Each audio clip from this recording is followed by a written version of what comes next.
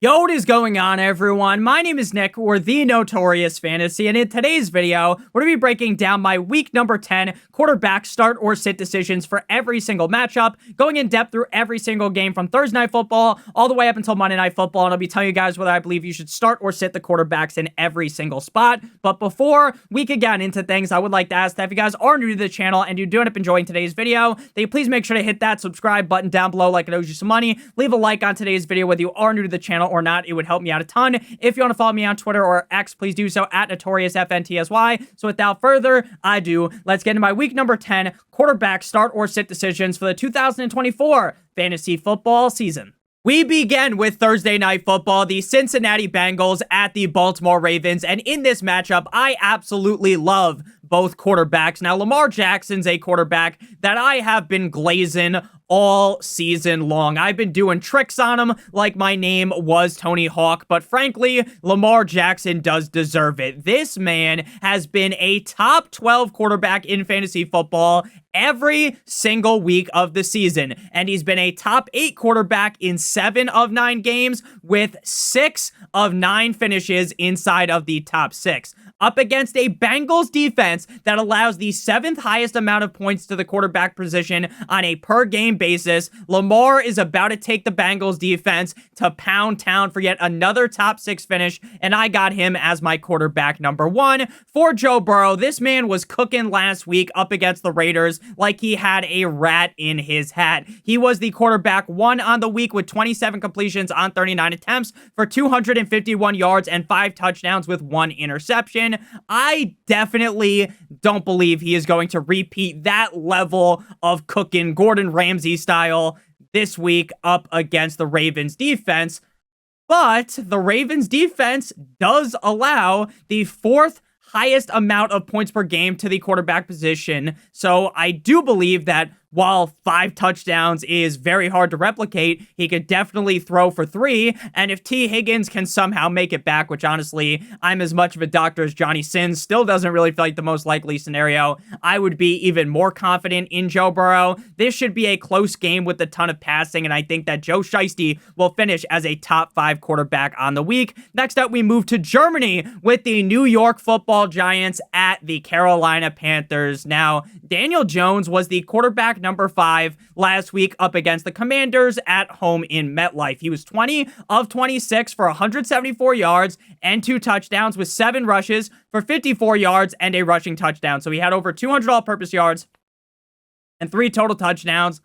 Amazing game out of Daniel Jones, right? That is basically the peak performance you will ever get out of Daniel Jones, right? And no one's going to sit here and advocate for Daniel Jones as this super safe start. But up against a Panthers defense who allows the 3rd most amount of points per game to the quarterback position, if you are in a pickle at quarterback, right? Maybe you're dealing with bye weeks. Maybe you don't trust your quarterback because you got a guy like Caleb Williams and you want a different guy to play as your quarterback this week. I think Danny Dimes is definitely serviceable. He is one of the lower ranked starts on the week, so he is in the quarterback 2 range. Now, Bryce Young has looked so much better over the last 2 weeks compared to what we saw early on in the season as well as last season. Bryce Young is a very easy guy to root for, in my opinion, and I am very happy to see that the guy was able to get the monkey off his back. He was able to get the win up against the Saints. But, and this is a big but, shout out to Violet Myers, ultimately, in his career, he has just 4 games inside of the top 18 at the quarterback position. And even against the Giants defense, there is 0 reason to play the short king, Bryce Young. And next up, we move to the real Sunday slate at 1 p.m. because ain't nobody got time to wake up to watch Daniel Jones versus Bryce Young in Germany. We got the Patriots at the Chicago Bears. Now, Drake May has looked good in every single game that he has completed this season. It definitely sucks, in my opinion, that the team went with Jacoby Brissett's bum ass early on in the season, because if Drake May played in every single game, we might be talking about Drake May in the same light as we're talking about Jaden Stormy Daniels. Even with limited weapons that we have seen at May's disposal, he has shown off at a high pedigree, which makes me want to start him in positive matchups, in good matchups. but up against the Bears, who allow the lowest amount of points per game to the quarterback position. I cannot justify starting Drake May, even with how good he has looked, so he's just too risky for my taste, in my opinion, up against the Bears defense. Now, for Caleb Williams here, I don't want to get too mad, but this guy's a fucking asshole, right? Prior to the bye week, it appeared that Caleb Williams had turned the page on the season, right? And he was going to turn into the guy we saw at the collegiate level at USC, right? Before the bye, back-to-back weeks as a top 6 quarterback. But coming out the bye, the guy looked like he forgot how to play football. Back-to-back games with less than 10 fantasy points. It wasn't a slow burn. It wasn't, oh, he got 15 points. It's okay. 15 points. It's not the best, but it's not terrible. If you score less than 10 fantasy points as a quarterback, you are useless. You are completely useless. And even though this matchup is fine against the Patriots, you might even argue that it's a solid matchup, I don't think you should be trusting Caleb Williams. Even with all of the weapons at his disposal, he has shown zero consistency. So there is no reason, in my opinion, to trust Caleb Williams. And to me, he is a clear sit. Moving now to game number 4, we got the no one circles the wagons like the Buffalo Bills at the "this is our Colts, this is our team, we bleed blue" for Joe Flacco. This guy ran extremely hot through his first 3 starts. Then it all came crashing down like the GameStop stock after Robinhood froze it. Flacco was the quarterback 31 last week in Minnesota. He was cold like Minnesota in that game. And honestly, it was so bad that it made me wish I didn't even have eyes. Against Buffalo, who is one of the top 8 defenses in terms of stopping fantasy quarterbacks from succeeding in terms of points per game, there isn't much of a reason to jump back in on the Flacco bandwagon. In better matchups, if he's able to hold his job as the starting quarterback of the Colts, then yeah, he'll get the nod sometimes, but just not here up against the Buffalo Bills. Josh Allen, outside of the pick that dropped off of Keon Coleman's tits, right? It literally hit him right in the fucking chest and right into Jalen Ramsey's hands, which was sick as a Dolphins fan. It was awesome. It was a high point of the game. Besides that, though, Josh Allen was cooking. He was on fire. This man threw a touchdown while there were 2 guys trying to take him down. There was a guy in his face, a guy behind him. He was getting fucking Eiffel Towered. He's fallen, and he just flips it to someone you've never even heard of, and it's magically a touchdown. That is exactly what happens when Josh Allen plays the Miami Dolphins. Against some other teams, that's not happening. That doesn't work. But up against the Dolphins, I can damn near fucking guarantee you that is something that's going to happen again next season. Guarantee you. This dude is a superhuman until he faces the Chiefs in the playoffs. In that Dolphins game, though, he was the quarterback 7, throwing for 235 passing yards and 3 touchdowns with an INT against a Colts defense that gets trained like a Call of Duty zombie. I am feeling real nicey about Josh Allen as a top 5 quarterback. At game number 5 here, we move to the Denver Broncos at the Kansas City Chiefs. Now, Big Dick Bo Nix let it swang over the last 5 games. All 5 games, he has finished inside of the top 18 and 3 finishes inside of the top 9. Last week, up against the Baltimore Ravens, man was not hot. It was not a hot performance out of him. And that was just really because it was a large step up in weight class, right? It's like if you were going to have Brandon Moreno fight up against Derek Lewis, the Black Beast, right? That just doesn't work. It was a large step up in weight class for Bo Nix, and ultimately he didn't really show up, and the Broncos team as a whole looked very limp dick. This week also reeks of a very similar thing. I'm not going to sit here and pretend that Bo Nix is guaranteed to smash, but he was fine against the Ravens, so he should be fine here against the Chiefs. Again, not advocating for one of his biggest games here, though, but when it comes to Patrick Mahomes, Kermit the Frog, finally had a top 10 game this season last week up against the Bucs on Monday Night Football. He put the Buccaneers defense on a t-shirt as the quarterback with 34 completions on 44 attempts for 291 yards and 3 touchdowns. With DeAndre Hopkins fully integrated into this offense, Mahomes is finally put back into the good graces of fantasy football owners. I wouldn't get too high on Mahomes' supply as of right now, as the Broncos defense could be tough, but we did just see Lamar Jackson backhand that defense like Carlos Alcaraz in tennis from Espanol. If you're a tennis watcher, I don't even think I pronounced his name right, because I'm going to be honest with you, I only watch tennis for the women. But yeah, I really do like Patrick Mahomes. I think he's back. And sorry for moaning there. People definitely turned that off. Nick, that was fucking weird. Sorry, I thought it was funny. Comedic timing. It is what it is. Mahomes is a low-end quarterback number 1 for me.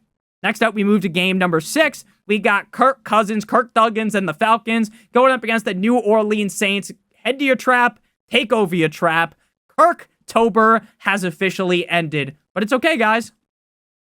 Just because Kirktober is over doesn't mean Kirk Cousins' season is over, because it's Kirkvember on Sunday up against Dallas, 19 of 24 for 222 yards, and not 1, not 2, but 3 touchdowns right in the mouth of Jerry Jones. While he was just the quarterback 17, he looked far better than that. This week up against the Saints defense, I got him penciled in as a low-end quarterback 1. Hopefully he can start to become a lot more consistent fantasy football-wise, because that would make me a lot more confident in him, because if you said, oh, Nick, he ended up as like the quarterback 15 or 16, I really wouldn't be surprised. Now, for Derek Carr, Dennis Allen has been fired, and assistant head coach Darren Rizzi, the fucking Rizzler, is now the interim head coach, and this may jolt the team awake. This may shock the team awake like a defibrillator. I've tried to say this word a million times in different videos. I can never say it. Defibrillator.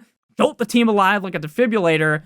But ultimately, without Chris Olave and without Rashid Shaheed, this motherfucker, one of his best weapons is Mason Tipton, London's brother. So with a bunch of XFL, CFL wannabe weapons out there, there is no reason to play Derek Carr. He's not the guy he was to start off the season. It was a Linsanity run. It is all over for Mr. Derek Carr. You need to leave him on the bench, or honestly on the waiver wire. Next up, we got the San Francisco 49ers at the Tampa Bay Buccaneers. But before we break down this game in depth at the quarterback position, as well as the rest of the games on Sunday and then the final game on Monday, I would like to give you guys a quick word for our friends and our partner over at Underdog. If you're brand new to Underdog and sign up with promo code Notorious, you'll receive a first-time deposit offer of up to $1,000 in bonus cash, plus a free pick. The free pick for Tuesday and for Wednesday is going to be Kevin Durant, higher than half a total point. You match that with any other player playing in the NBA, not on the Suns, or an NFL pick, and if both of your picks hit, you'll get 3 times what you put in your pick. If you put in multiple other picks, then the payout will be higher. Obviously, all the picks need to hit. So again, sign up with promo code Notorious to get your free pick, plus a first-time deposit offer of up to $1,000 in bonus cash. If you're watching this after Kevin Durant has already tipped off, then you will receive a different NBA player higher than half a total point, or an NFL player higher than half of a total yard. So for the Tampa Bay Buccaneers and the San Francisco 49ers, Baker Mayfield has been one of the biggest surprises in fantasy football this season. I personally have always been a believer in Baker Mayfield ever since he was grabbing his nuts up against the Jayhawks back in college. I have been a big Baker fan. Last year showed us Baker's good, and I think a lot of people would agree with me that Baker was a solid quarterback. But I don't think many of us would have predicted how consistently great he would be in fantasy. Over this season, he's played in 9 games because the team doesn't have a bye up until next week in week number 11. In 7 of 9 games, he's been a top 7 quarterback.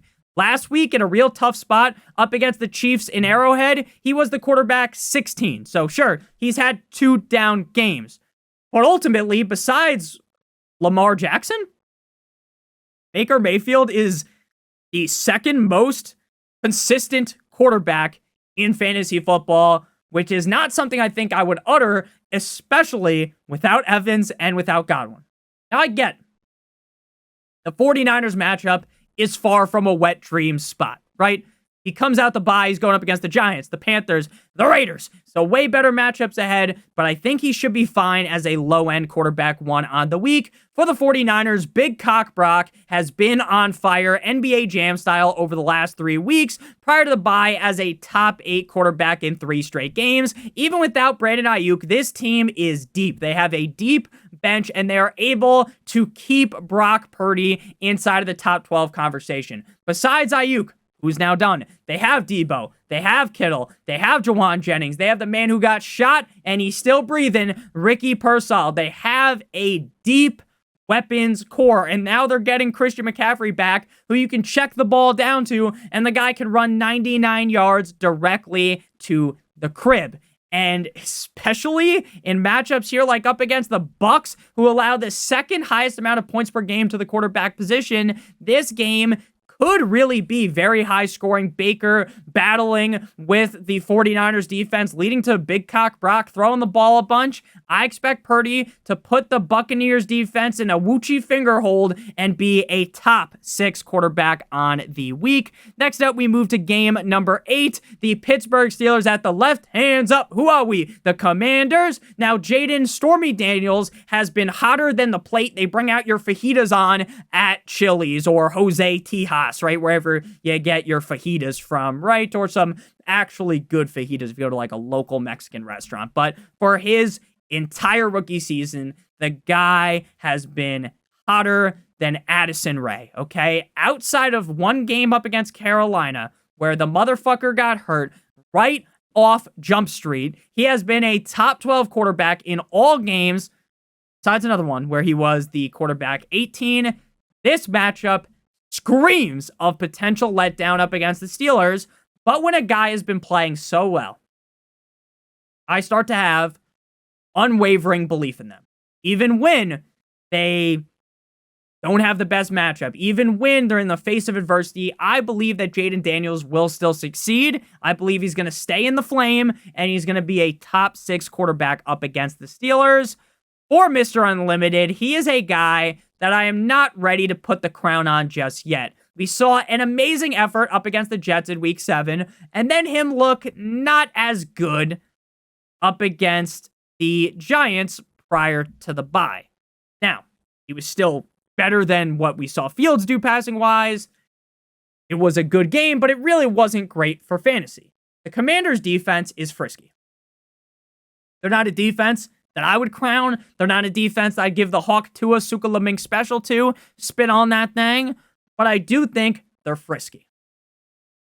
They're going to make Russ potentially make some bad decisions. Again, obviously, the Steelers' defense is on a whole different fucking pedestal compared to the Commanders' defense, obviously. So I think Russell Wilson is like a lower-end start, a bye-week fill-in play. I can see the upside, but based on what we've seen out of Russ recently, I wouldn't be shocked if he completely shit the bed in this matchup. Next up, we got the cold like Minnesota Vikings at the Jacksonville Jaguars. Now, T-Law has picked things up over the last 2 weeks with 2 top 8 finishes. Last week, he honestly didn't play that well. Like, if you're just watching the game up against the Eagles, Nick Sirianni just tried to hand the game to the Jaguars. He gift-wrapped the game for them, and they just couldn't take it. They just could not win the game, even with everything being handed to them.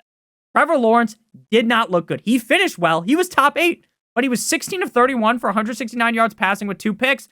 But the 2 rushing touchdowns took him over the top against the Vikings defense. Sure, Lawrence might be hot, but it's not that same flame that Jaden Stormy Daniels is on, right? He's just he's above lukewarm. But he's going up against the fucking Vikings, so this is just a clear scenario where he's going to end up shit in the bed.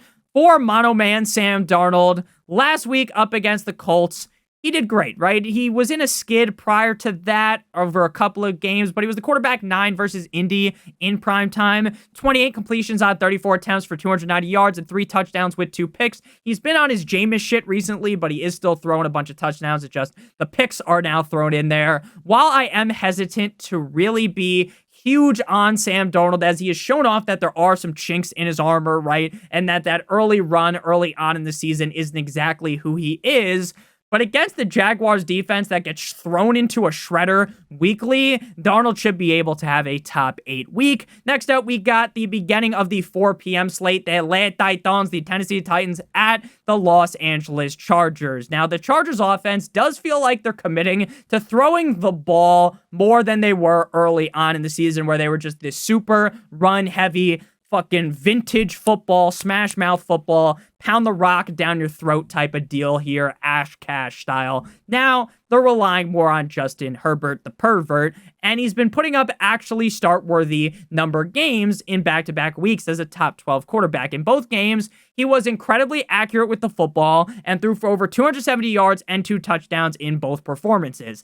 I don't think this matchup is mouth-watering against the Titans. That's another defense that I believe is sneaky good. Not so much against the run, but up against the pass. So I don't want to sit here and just say that I expect a clear top 12 finish here, but he is a fine start as a quarterback too. Mason Rudolph is another one of these guys that we talk about every week that I need to give some credit to. He's way better than Will Levis and way more consistent than Will Levis.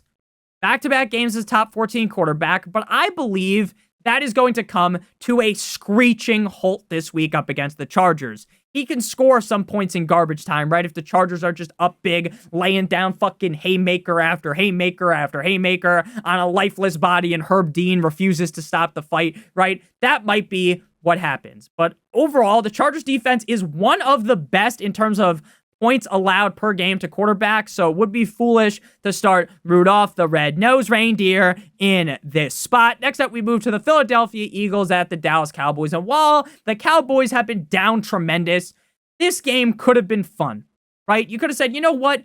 Dak hasn't been great. You know what? The Cowboys have underperformed, but you know what? We got Dak versus Hurts. Baby, the Cowboys show a little bit of light. This little light of mine, I'm gonna let it shine. But that light has been put out because Dak is hurt, which is terrible. Knock on wood, we do not root for injuries. He's already hurt, so I guess we can't even root for it. I would never root for it, though. I like Dak Prescott. I do. I'm not a Dak truther by any means, but I think he's better than people give him credit for. But he's not playing because it's going to be Cooper Rush, who came in relief of Dak Prescott, and he was 13 of 25 up against the Falcons for 115 yards and a touchdown.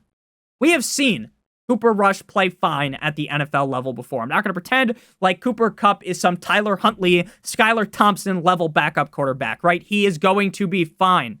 And even if CeeDee Lamb is able to play with the Eagles defense morphing together like the Power Rangers, I think you are getting way too cute if you decide to play Cooper Rush.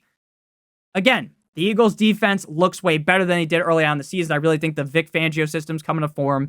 So I'm just going to stay away from Cooper Rush, even though I do think, like, if he's the quarterback for multiple games, right? Say they shut down Dak for the next 4 games, Cooper Rush is going to be sneaky good in a couple of those games. He's like Mason Rudolph. So Jalen Hurts has been a top-tier quarterback in fantasy this season. He has been on an absolute tear over the last 4 weeks as a top 8 quarterback in all those games and a top 4 quarterback in 3 straight games. Facing the Cowboys defense in a finger-licking good matchup. Shout out to Colonel Sanders or Deion Sanders, who just appears to be in all of those KFC commercials. I am feeling real good when it comes to Jalen Hurts, ripping off yet another top 4 showing. I currently got him as a quarterback 2 up against a fraudulent Cowboys defense. Next up, we got the New York Jumbo Jets at the Arizona Cardinals, the final game in the 4 p.m. slate. We talked about this in the running back video. They should not have only a couple of games at 4 o'clock, right? When you have, I get, oh, there's the London game, Nick. Don't you know they have the London game? It's actually not in London. It's in Germany. Guten Tag, you fucking idiot, right? But they have 3 games at 4 o'clock. Why do they do that? They need to spread it more. Pause, right? You need to have it in more even spread because 1 o'clock, everything's fucking happening, right? Go to this box, back here, back to Vegas. Now we're in Kansas City. Now we're in LA. Back to Tennessee. Back to Jacksonville. To Miami. To New York. To London, right? Everywhere. Go fucking everywhere, right? That's what happens at 1 o'clock. And then at 4 o'clock, it's like, okay, we're with the Chargers for 4 minutes. No one gives a shit about the Chargers. So now we're at the Eagles. Oh, now it's a commercial. So we're back here, and it's like, it sucks. Why do they do that? I don't get it. I do not get it, but no one cares. They're here to listen to me talk about quarterbacks, and we got two quarterbacks here in this game. We got Kyler. Kyler must have been up all night, legitimately fucking playing double XP weekend, Call of Duty Black Ops 6, because this bastard was the quarterback 30 last week, scoring fewer than 5 fucking fantasy points in a game where the Arizona Cardinals crushed the Bears, like how Gregor Kalane kills the guy from Last of Us in Game of Thrones, or the guy from The Mandalorian who's also in Game of Thrones, where he fucking squeezes his eyes out. Nick, that's a spoiler! Buddy, if you haven't watched Game of Thrones already, I apologize. It's like how Christopher crushed Adriana's dog in Sopranos. Another spoiler for you. Back-to-back, Michael Jordan, 96-97. Kyler has been so up and down this season. And it basically feels like you're flipping a coin. On one heads, he's fucking popping off. Top 12 quarterback. Or he's so bad, on the other side, tails, you can't sleep at night because he fucked you in the ass so hard. Against the Jets defense, that is also very hit or miss. Kyler's a high-end quarterback too. I can't justify ranking him higher. But he's Kyler, so I can't rank him lower. Or Ron Rodgers, Mr. Discount Double Check, he is going to finish anywhere from quarterback 10 to 18 in a majority of weeks. Does that make him a very sexy or exciting start? Fuck no, baby. But with the Jets offense humming a little bit more over the last 2 weeks, and with Devontae Adams now there, I do think that Rodgers is a fine quarterback too on the week. The Cardinals defense is kind of sneaky good, another frisky defense, but Rodgers should be fine enough to be a halfway decent top 18 finisher. Now we move to, cause you waited all day for Sunday night, the Detroit Lions at the Houston Texans. Now, Jared Goff is one of the best examples of how fantasy football and the real life NFL are two different games. Jared Goff has looked like one of the best quarterbacks in the NFL, dating all the way back to week number 4. From weeks 4 through week 9, with a bye in the middle of that span, Goff has thrown for 11 touchdowns in 5 games, and he's thrown 0 interceptions with a 80+ completion percentage. That made sense. 80% completion percentage or higher in 4 of 5 games. But however, over that span, he has been a top 12 quarterback 3 times and outside the top 18 2 times. Against the Texans defense that is bad against quarterbacks in terms of points per game allowed, Goff should be able to finish as a high-end QB2 to a low-end quarterback 1. But again, even if the Lions spit roast the Houston Texans here, it isn't a guarantee that Goff has a huge game. CJ Stroud has been just downright terrible over the last 3 weeks, and it's pretty shocking how bad he's been. Quarterback 24 up against the Jets, 26 in a wet dream spot against the Colts, and 29 up against the Packers, where this dude was legitimately looking like Stevie Wonder trying to read a defense. Even if my main man, Nico Cousin, Let's Go Bowling, Nico Collins, can return, which based upon what D'Amico Ryans has said, head coach of the team, that is far from a lock. The play of Stroud has been rough, and the matchup here against the Lions is far from ideal, so it seems like a spot where Stroud belongs on your bench, especially considering he's been a top 12 quarterback in just 2 of 9 games. I warned everyone all summer, don't draft CJ Stroud at ADP. The problem was I told you to draft Anthony Richardson instead, so either way, I was wrong. Now we move on into the final game here. Dun, dun, dun, dun. Monday Night Football, the Miami Dolphins at the Los Angeles Rams. Now, Tua did exactly what he needed to do up against the Bills. He dove instead of running head fucking first into DeMar Hamlin to get that first down, which was beautiful. And he didn't make any mistakes. He took what the defense gave him. Don't get cute forcing the fucking ball to Hill or to Waddle deep down the field. Don't throw into double coverage. Don't get trapped by their safety and get the ball picked. Keep it simple, stupid. Check it down. Throw it short to Odell. Throw it short to Hill. Don't get crazy. Run the fucking ball. Keep it short, and you can win. The problem was, even with him going 25 of 28 for 231 yards and 2 touchdowns with 0 turnovers, it wasn't enough because the Dolphins made slight mistakes. Even with Tua having a surgical showing, he was just the quarterback 19. Now, the Buffalo Bills defense is definitely better than the Rams defense, and I think the Rams are not going to be as successful as taking away the big plays. The Dolphins defense also kind of sucks dick, so this could be a very high-scoring back-and-forth affair, so I do think Tua should be a high-end quarterback too. Not yet cracking, knocking the door of the top 12. He's knocking on the door. We just ain't letting him in just yet. So Matthew Stafford, even with Puka Nacua, dropping his fucking gloves like the goon from that movie, or like Paul Bissonnette in real life, right? Dropping the gloves, fighting on Sunday, which led to his ejection. Stafford was still the quarterback 13, slicing up the Seahawks defense when it mattered most. 25 of 44 for 298 yards and 2 touchdowns with a pick, facing the Dolphins defense, who will play good for probably like the first half. And you'll be like, wow, look, the Dolphins defense showed up again. And then they're going to get fucking railed in the second half. I already know. I've seen it. I've read the crystal ball. I saw the future. That's so Raven. I expect Matthew Stafford to have a low-end quarterback 1 finish. Stafford's play has just looked so much better with his weapons backs. Thank you guys all so much for watching. If you didn't enjoy, make sure you guys do hit that subscribe button down below. And while you're down there, whether you are new to the channel or not, please make sure to leave a like on today's video. It would help me out a ton. If you want to follow me on Twitter or X,